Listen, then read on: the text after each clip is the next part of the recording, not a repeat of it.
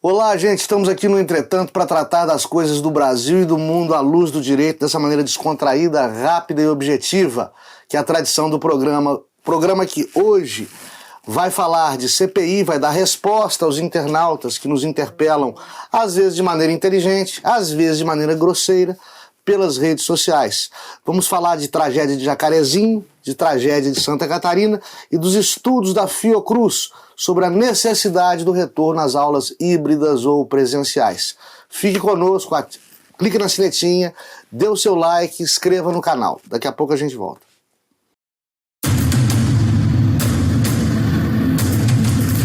Eu não me ajoelho com politicamente correto, não, porra. O juiz não tem que entrar em pilha de mídia, que atuar fazendo justiça.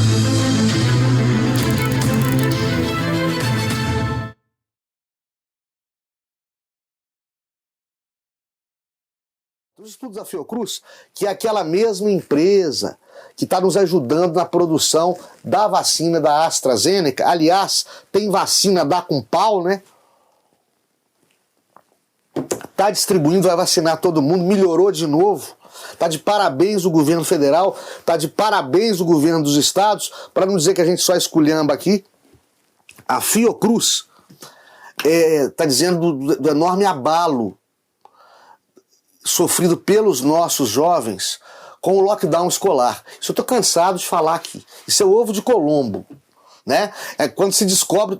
Ah, meu Deus, eu não tinha pensado nisso. Como é que eu não tinha pensado? Aqui nós pensamos, eu falei aqui. A escola é o centro social do adolescente, da criança, onde faz amigos, onde namora, onde termina namoro, onde faz inimigo, onde se socializa, onde aprende a enxergar o outro, a ter alteridade, a trabalhar em grupo, entendeu? Onde ele potencializa o seu QE, o seu coeficiente emocional, e ele ficou debilitado disso de 2020 para cá. Ele ficou privado, imagina você privado de vida social, vida sexual, vida intelectual. É o nosso jovem. E a Fiocruz descobriu esse ovo de Colombo. É por isso que eu falo, volta às aulas, Brasil. Aliás, para tratar de assuntos como esse, dentre outros, eu que fui juiz menorista por mais de 10 anos, eu vou participar de uma live semana que vem com a neuropsicopedagoga, a doutora Edna Portugal. Não percam essa live, a gente trata desses assuntos ligados à educação, à juventude, aos direitos menoristas, aos direitos das crianças e dos adolescentes em tempos de pandemia e como tratar esses graves distúrbios comportamentais advindos dessa pandemia, pandemônio, desse caos. Volta às aulas, Brasil, está precisando demais. Até porque os estudos da Fiocruz dizem que criança não está transmitindo para adulto e para idoso, ou está transmitindo de maneira muito pequena. Aliás, está todo mundo pegando. 70% das pessoas que eu conheço, atenção, 70% das pessoas que eu conheço já contraiu Covid. E eu não vivo em São Paulo, capital. Eu não vivo sob o governo de João Dória. 70% já pegaram. Bom, duas tragédias lamentáveis aconteceram na semana que passou no território brasileiro. As tragédias do Jacarezinho e de Santa Catarina. São duas tragédias, duas leituras. Jacarezinho. O pessoal falou em chacina. Não foi chacina. Foi uma operação policial. Foi uma operação policial estudada, esmiuçada, pedida à justiça, e os policiais foram recebidos à bala. E revidaram. É por conta dessa leitura, dessa bandidolatria, dessa vitimização de bandido, que policial é visto, graças a campanhas difamatórias de alguns setores irresponsáveis da imprensa. É por conta de campanha difamatória, por conta de irresponsáveis formadores de opinião ligados à cultura, que polícia é visto como bandido e bandido é visto como herói. Não se quer que policial encare uma quadrilha formada por componentes que alardeavam em redes sociais o cometimento do mal de crimes violentos e se vangloriavam disso. Não se pode querer que a polícia suba com flores e velas ao Jacarezinho para visitá-los e detê-los na sede de sua quadrilha especializada nos mais escabrosos crimes. E vai morrer mesmo. Se tivessem se entregado, se tivessem levantado as mãos, largado a arma, não tinha morrido ninguém. Até porque polícia é servidor público eu sou. Há mais de 20 anos, não sei como é que servidor público pensa. O nosso dia melhor é um dia sem nada inusitado. O nosso dia melhor é um dia que a gente produz sem nada fora da rotina. O ideal para um policial é subir um morro e fazer uma operação limpa sem cadáver. Isso vale para juiz, para gari, para carteiro, para polícia. Nós não queremos ocorrência. Nós queremos fazer o trivial e ir para casa no fim do dia. Deu morto em operação, vai dar galho com corregedoria, com imprensa, com direitos humanos. O serviço que ia terminar 8 da noite, termina 8 da manhã do outro dia. Polícia nenhum quer isso. Trocou tiro porque o lado de lá não se rendeu. Era uma operação policial. E não adianta tentar inventar, procurar chifre em cabeça de cavalo, que não vai ter chifre em cabeça de cavalo. É por causa dessa hegemonia cultural injetada em nós por Antônio Gramsci, comunista. Fernando Haddad se diz gramscista de carteirinha, ele falou isso várias vezes para a imprensa, adepto de Antônio Gramsci, né, que queria dominar as pessoas dominar as pessoas com o ideário socialista via da cultura, tornar o Estado um Estado bandoleiro, né, e os seus dissidentes, ou seja, quem se opõe ao Estado, os verdadeiros heróis. Isso é um absurdo. E a tragédia de Santa Catarina, eu espero que não me venham com um lero-lero de que o cara era doido, que o cara merece manicômio. Mesma coisa que fizeram com a Adélio Bispo, né? O conceito de loucura que vale para o direito penal é o conceito de imputabilidade. O sujeito é imputável quando ele pode sofrer a pena. E ele é inimputável quando ele não pode sofrer a pena. E para ser imputável ele tem que ter discernimento para distinguir o certo do errado e se portar de conforme este discernimento. E, portanto, um cidadão que chega à espreita, que chega escondida, que chega planejando fazer um ataque brutal desta natureza, tem discernimento suficiente. Então não me venham, por favor, com a bravata de que ele é doido, de que ele tem que ir para o manicômio. Não, ele tem que responder pelos atos dele. Poderia ter sido feita uma leitura política por gente desalmada desse evento de Santa Catarina. Por exemplo, se o sujeito, se esse insano, pseudo-insano, na verdade esse criminoso hediondo e doentio, se ele tivesse entrado lá armado de arma de fogo, eu ia falar, tá vendo? Gente querendo se aproveitar, urubu querendo aproveitar até esse velório. Tá vendo? É por causa da arma de fogo. O Bolsonaro tá querendo liberar a arma de fogo. É Bolsonaro que tá matando esse povo. Através. É a influência dele. Não sei o quê. Politizando indevidamente de novo.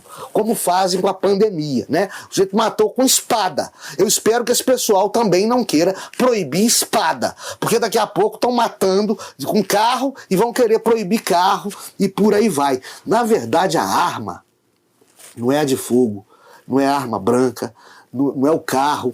A arma é a mente humana. A mente humana pode ser a coisa mais perversa do mundo. Porque o homem é o animal mais perverso do mundo, tá? Bom, mais uma nova CPI. Tem centenas de CPIs no Brasil anualmente. Vamos diferenciar CPI de CP, Comissão Parlamentar de Inquérito. É um inquérito. Não tem poder vinculante, não vincula o Ministério Público, não vincula a Justiça. Se chegarem à conclusão de algum crime, isso não torna ninguém inelegível, não leva ninguém para a cadeia.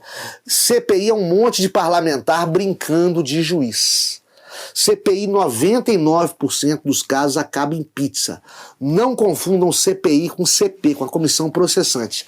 Essa dá em cassação, tá? A CPI é apenas para inglês ver. Então fazendo aqui, igual fizeram com o Trump lá, que queriam ganhar a CPI contra o Trump lá, não. Queriam não. Eles queriam debilitá-lo para que ele perdesse a reeleição. É o que estão querendo fazer com o Bolsonaro aqui. Por isso segura, capitão. Tá? Porque isso aí é a estratégia anunciada, é a crônica de uma morte anunciada. E, sobretudo, cuidado com o general Corona, né? Lembre-se do general Inverno, que derrotou Napoleão e derrotou Hitler, né? Cuidado com o general Corona, que já derrotou o Trump lá atrás.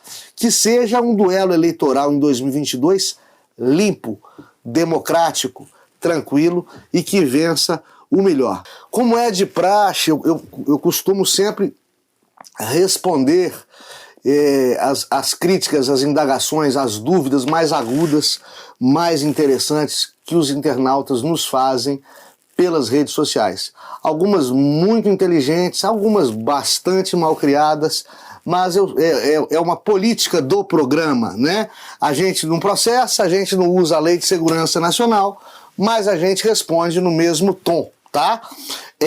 Por falar em tom, eu fiquei muito grato com um vídeo.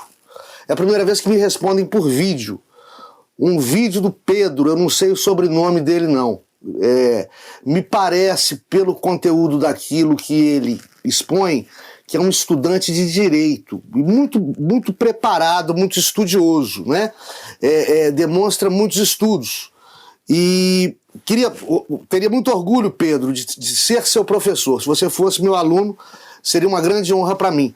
O que não quer dizer que você esteja certo, pelo contrário, está totalmente errado, né? Mas isso se justifica porque talvez você esteja lendo os caras errados, os livros errados, os autores errados, ou simplesmente tenha os professores errados. Mas vamos lá, vamos tópico a tópico.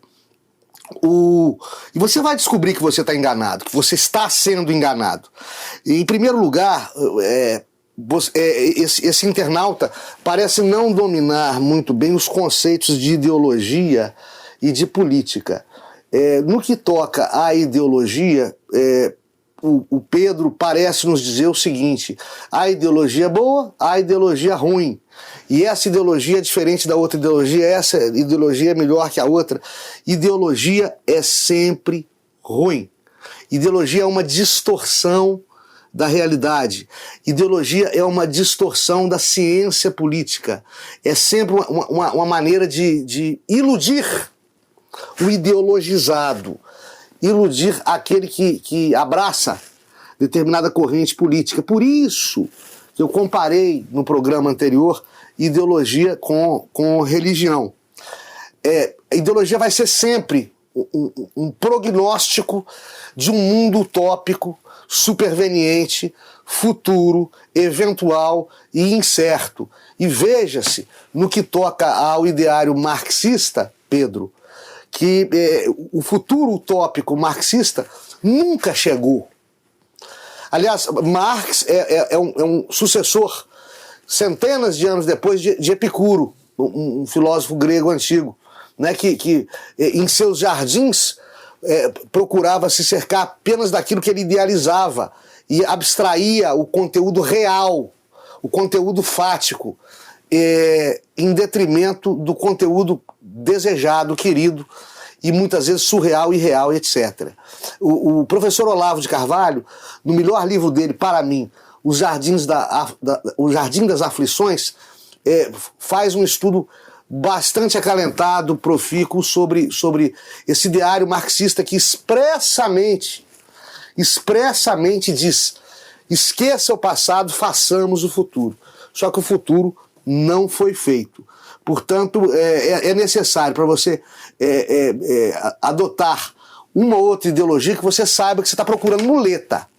É igual procurar religião, né? Tem nada contra a religião. Religião, para mim, é conforto espiritual. Procura quem precisa, procura quem quer.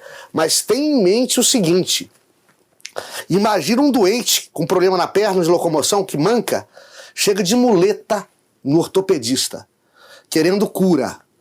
O ortopedista, ao invés de curá-lo, tira a muleta dele e coloca outra. Isso é religião. É a substituição daquela ilusão que te ampara, porém não te cura, tá? E a ideologia política é mais ou menos na mesma saraivada. Nenhum país que adotou o marxismo, comunismo, socialismo foi adiante. Você quer deixar um esquerdista puto? Você pergunta para ele qual foi o país que deu certo com o comunismo. Não precisa de mais nada. E pelo amor de Deus, não fale em China, tá? Pelo amor de Deus, não fale em China, porque se fosse bom não tinha chineses migrando para o mundo todo, fugindo do regime comunista ditatorial. E a questão do político. O internauta Pedro, de maneira muito educada, muito tranquila, ele fica embasbacado com o fato de eu me dizer apolítico. E eu acredito que esse erro dele é bastante comum, porque o termo política é prostituído nos palanques eleitorais, né? Política pode ser diversas coisas. Política como participação na gestão do Estado, que é a sociedade politicamente organizada, todos fazemos, Pedro, até pelo voto, né? É uma maneira de exercício de direitos políticos. Muito mais nós, magistrados, que somos agentes políticos de poder. Quando eu digo que eu sou apolítico, entenda, e muita gente entendeu. A maioria, aliás, entendeu. Eu estou dizendo que eu fujo léguas, e o programa foge também, da ideologia político-partidária, ou seja, política eleitoral, política partidária, aquele binômio, aquele binário polarizado esquerda-direita que eu detesto, porque ninguém cabe numa gavetinha, né? Isso aqui é direita. Você fala, é um conservador. Não, eu sou conservador para uma série de coisas, mas sou progressista para outras. É por isso que eu sou apolítico. Eu não caibo em nenhuma gavetinha, né? Eu tenho crenças em dogmas políticos que são bandeiras da esquerda. Por outro lado, outras bandeiras da esquerda eu abomino. E eu acho que o ser humano é assim, ele é individual, ele não pode ser alvo de rotulagem, não pode ser estereotipado. É em cima disso que a gente luta pelo direito, e estamos sendo obrigados a isso no Brasil de hoje.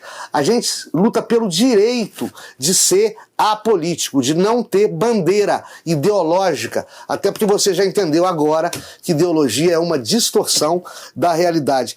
Todos os ismos são. E aí você bronqueia com a minha correlação, a correlação que eu insinuo entre nazismo e comunismo, como se fossem diametralmente opostos, como se fosse um absurdo compará-los. Não são diametralmente opostos. Não é um absurdo compará-los. Eles têm a mesma origem. São movimentos nacionalistas proletários de esquerda. É claro que depois o nazismo se torna o nazismo.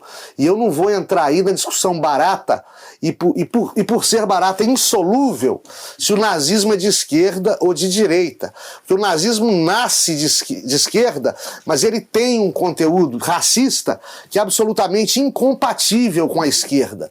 Eu já disse isso aqui no programa e também nos meus textos escritos. Nazismo não é esquerda, nazismo não é direita. Nazismo é nazismo, né? O Edmund Wilson, biógrafo famoso, historiador famoso, cientista social, literato, ele traça nos seus estudos sobre Lenin a origem do nazismo. Marx, no final da vida, muito desejoso de implantar na sua Alemanha natal o seu ideário comunista socialista, ele se vê decepcionado, porque enquanto estava então prestes a ser deflagrada a Revolução Russa, com Lenin à frente, né, ele percebe que na Alemanha ele, Marx e o seu marxismo perderam o trem da história. Por quê? Já naquela época, o nacionalismo socialista tinha tomado as dores dos pobres e oprimidos e já vinha com um discurso de economia estratificada, já vinha com um discurso de democracia, de diluição do poder em proveito das massas, de estratificação de meios de produção. E esse era o Partido Nacional Socialista Alemão, cuja sigla é justamente Partido Nazista, tá? Stalin e Hitler trocavam ideias e graças a eles se deflagrou a Segunda Guerra Mundial. Ou será, Pedro, que você nunca ouviu falar do Tratado Molotov-Ribbentrop? Eles eram aliados, só que no final Hitler fica mais doido ainda, né? E acaba atacando a União Soviética. E foi com Stalin que Hitler aprendeu como instalar e manter campos de concentração e campos de extermínio, porque na União Soviética já havia os gulags. Ele imitou os gulags e criou os campos de concentração de extermínio que acolhiam, na pior acepção da palavra, aos judeus durante o Holocausto. Isso quem nos diz, é por isso que eu te falo, leia os caras certos. Quem nos diz é Nikita Khrushchev, premier soviético, desmascarando Stalin. Ele também diz que o comunismo e o nazismo bebiam da mesma necessidade de arregimentar massas adolescentes, massas juvenis. Tinha a juventude comunista na União Soviética e a juventude hitlerista, nazista na antiga Alemanha. Tiravam adolescentes do sexo masculino, do gênero masculino, o quanto antes possível de casa, para doutriná-los. Isso também o nazismo vai beber lá no comunismo, né? Agora, o nazismo não é o filho feio, é o filho horroroso da história recente da humanidade, e como o filho horroroso não tem pai, fica a esquerda, não tem nada a ver com comunismo, não. Tinha sim, tá? Leia os livros certos que você vai saber disso. O problema é o seguinte, você como todo brilhante estudante universitário, que eu tenho certeza que você padece de um problema muito grave, que não é nem seu, isso já vem de gerações. A hegemonia cultural privou o leitor brasileiro de grandes pensadores, de grandes ensaístas e cientistas políticos, né? Por exemplo, só desta década para cá, da década de 2015, 16 para cá, é que nós estamos tendo, o mercado livreiro brasileiro está tendo acesso a Roger Scruton e a Eric Voegelin, que são dois grandes cientistas políticos, cientistas sociais, no caso do Voegelin, e filósofos do século XX, todos dois mortos, infelizmente. A literatura traduzida deles só chegou ao Brasil agora, e só chegou por causa da divulgação feita da obra por Olavo de Carvalho. Qualquer um que leia esses caras vai olhar com outros olhos o ideário esquerdista. Agora, o que acontece, Pedro? Os seus professores, os professores que você tem, os professores que eu tive e que ainda estão aí, né, no mercado de trabalho, eu não sou tão velho assim, os caras estão em Michel Foucault até hoje. Michel Foucault está desacreditado na França natal dele há 20, 30 anos. É igual essa bobajada que você fala aí, não por culpa sua, mas porque te enfiam isso goela abaixo em faculdade de direito legislado, direito positivo, positivismo. Isso não tem importância nenhuma. Isso não tem importância nenhuma. Pra você ter uma ideia, a Constituição mais sólida do mundo, a menos contestada do mundo, e até hoje continua a mesma em vigor, sem acréscimos, é a Constituição da Inglaterra, Pedro. E é uma Constituição, atenção, a Constituição inglesa é não escrita. A Constituição inglesa é não escrita. E é a única que prevalece. Você tem intérpretes dela, comentários a ela, mas ela não é escrita. Para finalizar, quando eu falo de Che Guevara, que eu acho que todo adolescente normal era fã do Che na minha época, e todo homem depois dos 30 normal, que estuda, que continua estudando, passa a abominar Che Guevara e a Revolução Castrista de Cuba, depois de se inteirar de verdade dos fatos dessa Revolução Cubana. Che Guevara, eu disse que é um assassino cruel, apesar de ter sido um revolucionário messiânico para muitos na minha adolescência e na juventude de muitos até hoje. E vem você e fala assim, opa, era uma guerra, ele não era assassino, era uma guerra. Agora você nos dá uma novidade.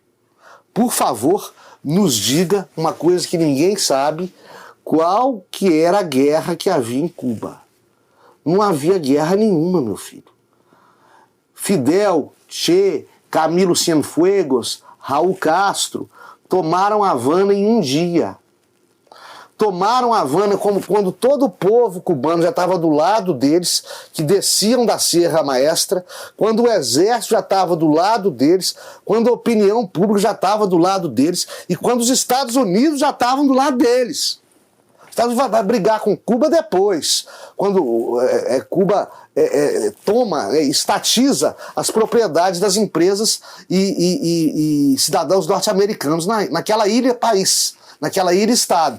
Mas a humanidade inteira aplaudindo Fidel, aplaudindo Che, porque botaram para correr Fulgêncio Batista. Peraí, não tinha guerra nenhuma. Che Guevara mandou matar opositor político do regime. Isso, Pedro, quem nos fala é o próprio Che. E dá um Google, um discurso dele na Assembleia da ONU.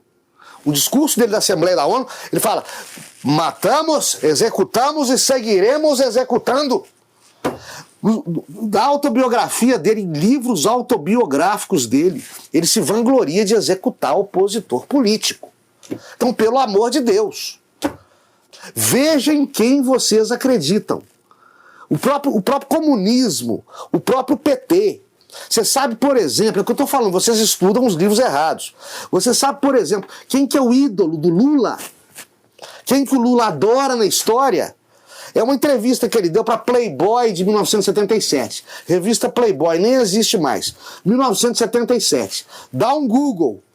Ele era fã, deve ser até hoje, mas não fala mais porque é gafe. Ele era fã de Hitler. Declaradamente. Entrevista do Lula, então líder sindical, Playboy de 1977.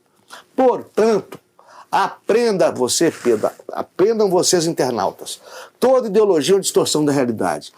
Todas são ruins, mas algumas são piores, decididamente piores que outras, né? E são as totalitárias, são as piores. Aliás, curiosamente, as pessoas aliam a ideia de democracia à esquerda. Eu não entendi ainda por quê.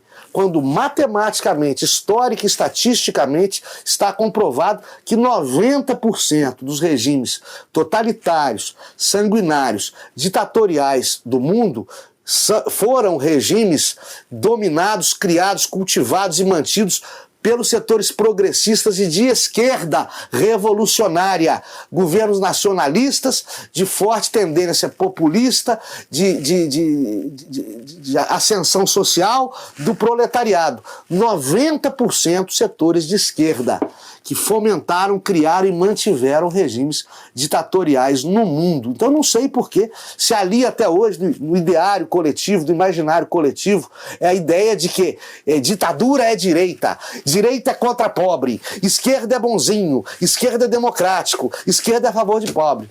Vamos parar com essas dicotomias absurdas. Vamos estudar mais. A gente está precisando estudar mais, gente, até para poder discutir em alto nível como faz o brilhante internauta Pedro. Muito obrigado pelas suas sugestões e críticas, sempre muito bem-vindas, tá bom?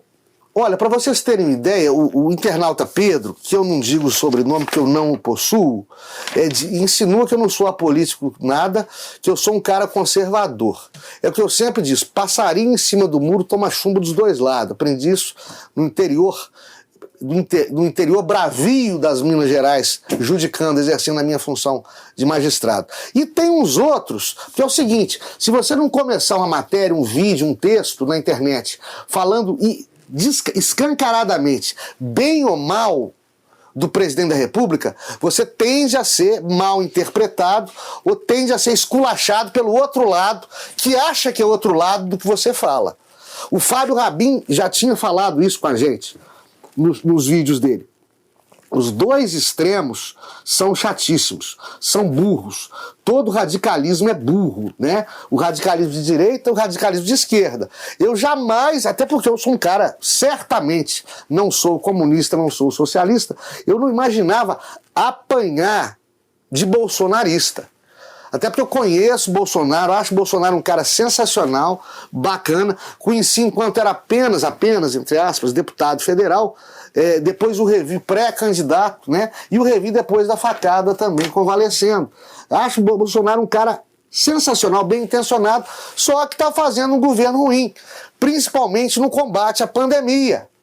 Isso tem que ser falado aqui. O Entretanto vive de verdades empíricas, verdades conhecidas pela experiência e pelos estudos e transmitidas sem distorções. E vem internautas, por causa dessas críticas, todas pontuais. Eu acho que no geral é um cidadão bacana, um bom político, um cara que está tentando fazer o melhor pelo Brasil, mas faz porcaria às vezes ele é guiado a isso, é forçado a isso pelos outros poderes da República. Ninguém é perfeito. Né? E a gente tem que parar com esse estereótipo super vilão e super herói. Se eu gosto do cara, o cara não tem defeito. Se eu não gosto do cara, o que o cara fizer é ruim. O cara não presta, o cara não tem qualidade nenhuma. E alguns internautas acho que só leram o título da matéria, ou assistiram o vídeo e não entenderam. Porque pelo conhecimento, pelo intelecto que eles demonstraram aqui, nas críticas abjetas, sorrateiras, repugnantes, mal educadas que eles lançaram nas redes sociais, eles não devem ter entendido nada. Eu estou falando aqui, e eu vou repetir, a política do programa, entretanto, se fizer um comentário contundente, seja ele desrespeitoso ou não, eu num processo, eu não uso a Lei de Segurança Nacional, que eu sou contra ela, não sou Alexandre de Moraes, mas eu esculhambo na mesma moeda. Então preste atenção, que eu tenho 1 milhão de acessos. Não cutuca a onça com vara curta, não. Aqui tem café no bule. Eu estou falando da dona Sueli Rorato, do senhor Joacir Teixeira e da dona Marina de Oliveira Teixeira. Bom, o que eles dizem? A dona Marina me chama de comunista do mal. Vejam que absurdo. O que assusta nesses casos é o seguinte: você vai no perfil desses caras na internet, você vê que são pais e mães de famílias, às vezes avós, alguns deles se dizem cristãos. Olha só, Jesus nos alertou na Bíblia sobre os falsos profetas. Deveria ter nos alertado também sobre os falsos fiéis. Aqueles que só são cristãos, seja evangélico, seja católico, só são cristãos para aparecer na missa de domingo, e fazem o mal, e propagam o mal, e são desrespeitosos com outros pais e mães de família, e ajudam a disseminar o ódio. Dona Marina, eu não sei qual que é o ideário político, eu já adivinho qual que é o ideário político da senhora, mas ideário político nenhum justifica essa grosseria. Mulher tem que agir como dama, Dona Marina. Pelo amor de Deus, dê exemplo. A Sueli Rorato, não entendi por quê. Eu acho que aquele estereótipo que esquerdista não trabalha, e ela achou o título da matéria um título de esquerda, também não deve ter assistido ao vídeo. Se assistiu, não entendeu pela cabecinha que mostrou aqui. Ela manda me avisar que a teta secou. Vai ter que trabalhar, a teta secou. Dona Sueli, eu trabalho 16 horas por dia, não preciso de favor estatal nenhum, não. E esse programa aqui, ele é sem fins lucrativos, inclusive conforme compromisso em cartório. A única maneira que eu, magistrado, que eu, juiz de direito, me senti bem em fazer um programa de conteúdo didático, jornalístico, né? Foi não recebendo absolutamente nada por isso, e já não recebo nada por isso há 20 anos, de maneira abnegada. Eu estou aqui, ou seja, dentro da cabecinha da senhora, eu estou aqui trabalhando de graça, querida. Eu adoro trabalhar. Eu acho que você deveria direcionar os seus comentários para os seus iguais, tá bom? Bom, e o Joacir Teixeira, que falou que eu sou... Atenção, gente, porra... Os caras da esquerda falam que eu sou bolsonarista. Eu tô cansando de apanhar. O Joacir Teixeira fala que eu sou um comunista vermelho sem vergonha. Tá vendo, Pedro? Você não tem como agradar a todo mundo. Ó, Joacir, lixo, ele me chama de lixo comunista também. Joacir, com as duas senhoras, com a dona Sueli e com a dona Marina, eu me segurei. Agora você é um marmanjo. Você quer saber de uma coisa? Tô cansado de gente como você que só é corajoso atrás de um teclado. Eu quero ver cara a cara. Vem aqui, vem até a mim e fala na minha cara, só. Para de destilar ódio. Vai trabalhar, vai arrumar o que fazer, vai estudar, volta a frequentar aulas de reciclagem, de educação doméstica, que você deveria ter aprendido com pai e mãe, se é que teve a oportunidade de aprender com pai e mãe, rapaz. Para de, sabe, eu antigamente falava de maneira preconceituosa que rede social às vezes era uma favela, preconceituosa mesmo, de favela tem muita gente educada, abnegada, gentil, muito melhor que você, Joacir. Vai procurar a sua turma. Lembra de antigamente, você não gostava de um canal, você mudava de canal? O entretanto não é pra você não, minhas páginas são pra você não, Joacir. Vai procurar o Whindersson Nunes, vai procurar Felipe Neto, que é gente do seu QI, da sua culatra, rapaz. Vai procurar gente da sua turma, tá? E tem educação. E para de ser corajoso só atrás de um teclado. Homem que é homem é corajoso ao vivo também.